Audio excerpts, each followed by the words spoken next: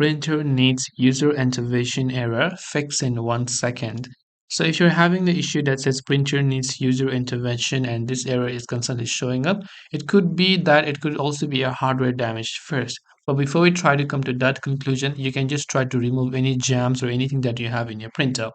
The second way we can easily fix this is very simple. You can simply go to your search bar and simply search for services and simply launch the services system settings. Once you do this, you'll find these options here. Now here you want to simply search and type in printer spooler. And as you do that, you'll find this option called print spooler. Sorry, not printer, but print spooler. And you can see this particular option. You want to right click on it and just click on restart. And after you've restarted it, just try to do the thing that you were trying to do again. And this time it should definitely help you solve the problem.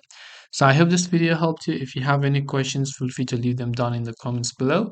As always, thank you for watching and see you soon in the next video.